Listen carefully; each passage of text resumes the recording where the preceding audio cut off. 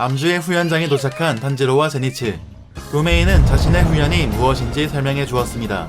가장 중요한 것은 몸의 중심, 즉 하반신이라는 것을 강조했죠. 강인한 하반신은 몸을 안정시킴으로써 정확한 공격과 무너지지 않는 방어로 이어진다는 것이었습니다. 그런 하반신을 만들기 위해 첫 번째로 폭포수를 맞는 수련을 하고, 다음으로 통나무 3개를 짊어지는 수련, 마지막 수련으로 바위를 일정 앞까지 밀어 운반하는 딱 이 3가지뿐인 간단한 내용이었습니다. 내용은 심플하지만 후연의 강도는 간단하지 않았습니다. 높은 위치에서 떨어지는 물은 생각보다 무거웠고, 이 산의 강물은 한겨울의 강보다도 더 차가웠습니다. 약 1각 정도는 폭포를 견뎌낼 수 있어야 다음 수련으로 넘어갈 수 있었죠. 제니츠는 꾀액대며 앓는 소리를 냈고, 전부터 이미 수련 중이었던 무라타는 생존의 호흡으로 터득한 지혜를 통해 바위에 달라붙으면 몸이 따뜻해진다는 것을 알려주었습니다. 몸을 덜덜 떨며 폭포로 향하던 탄지로는 노력하는 이노스케를 보고 마음을 다잡으려고 했으나 이노스케의 상태가 왠지 이상했습니다. 폭포를 맞던 이노스케는 의식이 날아간 상태였습니다.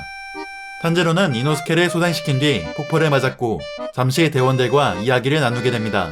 이노스케는 암주가 구슬짝에다 아저씨라며 드물게 남을 인정했고, 그를 처음 만났을 때의 느낌을 말했습니다. 틀림없이 그놈은 귀살대 최강이라고 말이죠. 사실 이노스케는 구메이에게 도전했다가 발렸었고, 그 과정에서 야생의 날카로운 피부로 느끼는 감각은 정확했을 것이었죠. 탄지로 역시 예민한 후각으로 암주의 냄새만 유독 다르다고 느끼고 있었고, 이들은 구메이가 벌써 반점을 발현했더라도 이상하지 않으리라 추측했습니다. 하지만 제니츠는 암주도 바위를 움직이지 못할 거라며 믿지 않았고, 분명 젊은 애들 괴롭히며 즐기고 있는 거라고 말했습니다. 그때 제니츠는 수련용 바위보다 더 큰 바위를 움직이는 교메이를 보게 되고, 탄지로는 히메지마 씨가 대단하다며 저렇게 되고 싶다고 했죠. 하지만 현재 자신과 주와의 격차를 두 눈으로 목격한 제니츠는 우린 저렇게 될 수 없다고 말하며 불평하고 발광했습니다. 그러나 이노스케는 교메이의 모습에 자극을 받았는지 멧돼지 탈에 빗대를 세우며 곧 다음 수련으로 향했고, 탄지로 또한 성실하게 폭포 수련과 통나무 짊어지기 수련을 완료했죠. 이제 마지막 바위를 움직이는 수련이 남았는데 엿새가 지나고도 바위는 꿈쩍도 하지 않았습니다. 그 사이 암주의 후연은 전혀 강제성이 없어서 많은 대원이 포기하고 떠나갔습니다. 무라타를 비롯한 기타 등등의 대원들은 황금세대라고 불리는 현세대의 주들에게 거의 추구코가 없는 이유를 납득하게 됩니다. 그만큼 후연이 너무 힘겨워 다들 도망가거나 주와의 격차에 충격받고 투지가 꺾였기 때문이었습니다. 그런데도 탄지로는 포기하지 않았고, 바위를 움직이지 못하는 것에 단순히 근력이 부족해서 그런 건지 아니면 또 다른 호흡법이 있는 것인지 생각하며 이만큼 후련하고 있는데도 여전히 반점을 계속 드러내지 못하고 있는 것에 낙담하고 있었습니다. 그때 불쑥 게냐가 나타나 탄지로의 반점이 진해진 것 같다고 얘기했습니다. 암주의 추고코인 게냐는 사네미와 있었던 일로 그동안 혼나고 근진 중이었었는데, 게냐는 애꿎게 자신의 일에 끌어들인 것에 미안하다고 사과했고 감싸줘서 고맙다고 말했습니다. 탄지로가 반점이 더욱 진해졌음에도 그동안 반점이 또렷하지 못하다고 느낀 이유는 날마다 얼굴을 보고 지냈기 때문에 변화를 알아챌 수 없었기 때문이었고, 게냐는 바위로 움직이는 방법을 전수해 주었습니다. 그 방법은 반복 동작을 사용하는 것. 암주가 가르치는 것엔 미숙했기 때문에 게냐가 눈으로 보고 훔쳐낸 기술로 집중을 극한까지 높이기 위한 기술이었습니다. 그러기 위해 미리 정해둔 동작을 취하는데 게냐와 암주의 경우는 연불을 외는 것이었죠. 그런 탄지로와 게냐의 대화를 구메이가 숨어서 지켜보고 있었습니다. 한편 귀살대원들의 뒤를 징그러운 눈알들이 지켜보고 있었는데 그것의 정체는 나키메의 눈 분신이었습니다. 무한성에선 나키메가 혈기사냥꾼의 행방과 더불어 태양을 극복한 네즈코의 위치를 찾고 있었던 것이죠. 투발된 한탱물을 대신해 새롭게 성현의 사가 된 나키메의 성장을 키부츠지 부자는 칭찬해 주었고, 이미 귀살대가 위치한 지역 대부분의 정찰을 끝마친 상태였죠. 무자는 기대합니다. 네즈코와 우부야시키의 위치가 곧 발견될 것을 말이죠. 게냐가 가르쳐준 반복 동작이라는 건 모든 감각을 단숨에 활짝 여는 기술이었습니다. 전집중과는 또 다른 것으로 호흡을 쓸 수 없는 게냐도 반복 동작은 할 수 있었죠. 교메이와 게냐는 이걸 사용할 때 분노나 아픈 기억을 떠올리는데 그것을 통해 심박수와 체온을 상승시켰고, 탄지로는 자신에게 반점이 나타난 것도 그와 같은 원리가 아닐까 생각하기도 했으나 반복 동작을 사용하던 게냐와 교메이는 반점이 없었기에 그 추측은 미궁으로 빠졌습니다. 탄지로는 반복 동작을 사용함으로써 언제든지 순식간에 집중력을 극한으로 끌어올릴 수 있게 됩니다.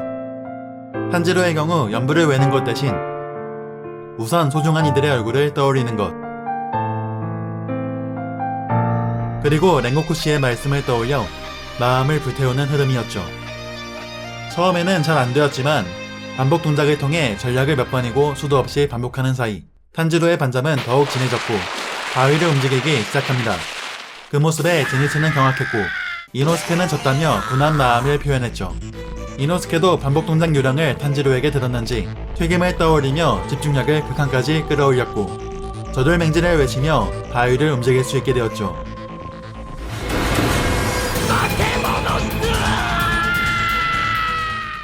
이제 계속 훈련에 불평하던 제니츠만 남은 상황. 그때 제니츠에게 한 통의 편지가 도착합니다. 탄지로는 바위를 일정까지 움직이는 것에 성공했으나 갑자기 탈수 증상이 찾아와 쓰러지게 됩니다. 이곳에서 죽게 생겼다고 생각한 그때 히메지마 교메이가 나타나 물을 먹여주었죠. 그러고서 말했습니다. 자신은 탄지로를 인정한다고 말이죠. 탄지로가 자신의 훈련을 완료한 것뿐 아니라 도곡마을에서의 탄지로의 행동을 알고 있었기 때문이었습니다. 교메이는 혈기인 누이 동생보다 마을 인간의 목숨을 우선한 탄지로가 올바른 행동을 했다며 그것은 검객의 귀감이니 자신의 올바른 행동을 자랑스럽게 여기라고 말했습니다. 그러나 고지식한 탄지로는 그 결단은 네즈코가 내린 것이지 자신이 내린 게 아니라며 인정받는 것을 거부했죠. 교메이는 어린아이라는 족속의 본질이 순진무구하고 나약하고 걸핏하면 거짓말을 하고 잔혹한 짓을 아무렇지 않게 하는 아욕 덩어리라고 여기고 있었는데 탄지로의 말을 듣고 역시 그는 무언가 다르다고 느끼고 있었습니다. 이어서 탄지로는 말했습니다. 그 어떤 순간에도 늘 틀리지 않는 길로 나아가고자 노력하지만 앞일은 알 수 없고 언제나 누군가가 자신을 구해줘서 그 결과 틀리지 않고 넘어갈 수 있었던 것뿐이라고 말했죠. 탄지로는 훈련이 끝났기에 마신 물과 함께 좋은 공부가 되었다며 머리를 숙였습니다. 이에 교메이는 탄지로에 대한 의심을 완전히 풀었고 누가 뭐라든 간에 자신은 탄지로를 인정하겠다고 말하자 탄지로는 어째서인지 의아해했는데 이에 교메이는 과거에 있었던 자신의 이야기를 들려주었습니다. 귀살대에 오기 전 교메이는 절에서 오갈 데 없는 아이들을 걷어 키웠는데 비록 다들 한 핏줄은 아니었지만 의족해 서로를 도와가며 가족처럼 살았습니다. 그런데 어느 날 밤 교메이의 당부를 지키지 않고 해가 저물고도 집에 돌아오지 않는 아이가 혈기와 마주쳤고 혼자 살아보겠다고 절에 있던 교메이를 비롯한 여러 명의 아이들을 혈기에게 팔아넘겼습니다. 그때 이를 떠올린 교메이는 그 당시의 분노가 떠올랐는지 얼굴에 힘줄이 돋아났죠. 곧 그 아이는 등나무꽃 결계를 해제한 뒤 혈기를 불러들였고 4명의 아이가 죽게 되었습니다. 교메이는 남은 4명을 어떻게든 지켜보려 했으나 3명의 아이들은 그의 말을 듣지 않고 어딘가로 향했는데 교메이는 당시 자신이 비쩍 마르고 눈도 보이지 않아 도움이 되지 않는 어른처럼 보였기 때문에 아이들이 말을 듣지 않았던 것이라고 여기고 있었죠. 그의 말을 들어준 유일한 한 명은 사유라는 가장 어렸던 아이였죠. 그 3명의 아이는 멱이 따져 죽었고 교메이는 무슨 일이 있어도 사유만은 꼭 지켜야겠다고 생각하며 혈기와 싸우게 되었습니다. 난생 처음으로 생물을 때리는 감촉은 지옥과도 같았고 그에게 평생 잊지 못할 불쾌감을 주었습니다. 그러나 온몸에 힘을 담아 휘두른 주먹은 스스로 무서울 정도의 위력이었죠. 계속해서 재생하는 혈기의 특성상 그는 지옥과 같은 불쾌함을 계속 느끼면서도 동이 틀 때까지 혈기의 머리를 때리면서 지리겨야 했고 동이 트자 곧 마을 사람들이 찾아왔습니다. 그때 교메이가 목숨을 걸고 지켰던 사유가 사람들에게 말했습니다. 저 사람은 괴물이라고. 모두 저 사람이 다 죽였다고 말했죠. 평생을 함께할 가족이라 생각했던 교메이. 그러나 하나의 방아쇠로 가족의 목숨을 잃게 되면서 배신감과 좌절감을 느끼는 등 많은 걸 잃고 상처받게 되었습니다. 교메이는 당시 어렸던 사유가 무서운 일을 당하며 혼란에 빠졌던 거라고 판단했으나 그럼에도 그는 마지막으로 남았던 사유한테만은 위로받고 싶었습니다.